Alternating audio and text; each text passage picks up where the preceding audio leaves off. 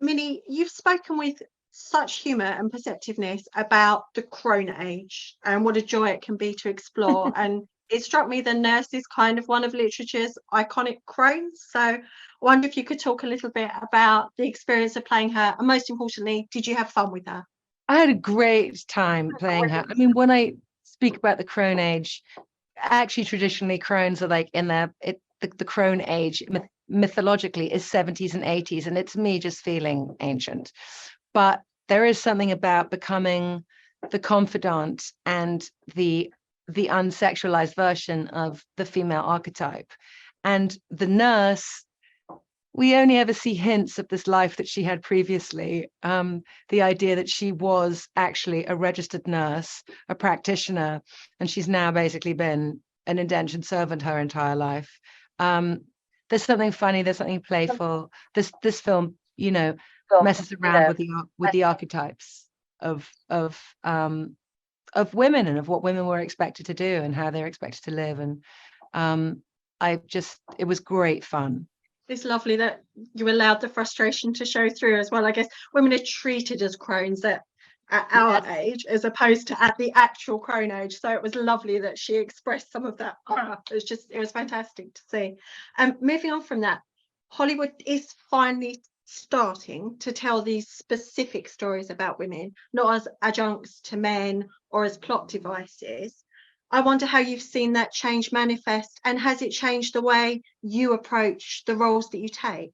Well, I mean, it's changed the approach to the roles I take in that, you know, I take roles as opposed to saying no, because it's all been, just as you said, such female adjunct to a male story, which has just never really been that interesting to me. But I mean, I've been very lucky with the parts that I've been offered in my life and continue to explore, and it is really fun right now just how it really feels like that to me the true version of inclusion, which has age in it, along with, you know, non-specific genders, men, women, people who don't identify in a typical way, old people, younger people, just people. I've been with so many different collections of actors telling stories recently, and it's extremely satisfying and clearly what the world wants, if not needs. And I mean, through your podcast as well, you've met some extraordinary women.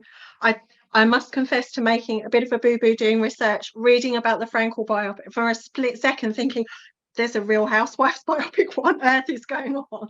And then it kind of sent me off on a bit of a spiral, wondering if any of the women you've encountered, you were tempted to get them to sign away the rights. Is there anyone you've met that you think, God, I would love to be you on screen? Oh my goodness. So, you know,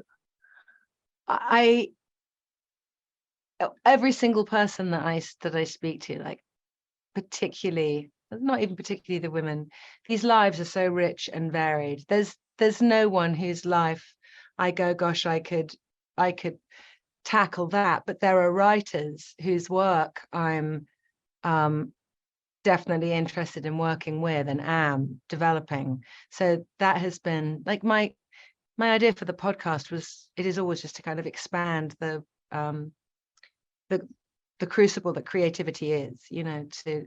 I write, I make music, I act, I love to interview people, and it feels like lots of things bubble out of that. So there's no one whose biopic I'm ready to make, but there are definitely relationships that have been forged that are going to create other things. Yeah.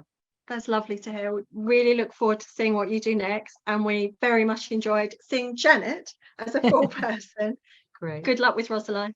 Thank you. Ladies and gentlemen, you're watching Hey You Guys! Hey You Guys, huh? Hey, you guys. Is that from the Goonies? It is indeed, yes. Nice. Hey!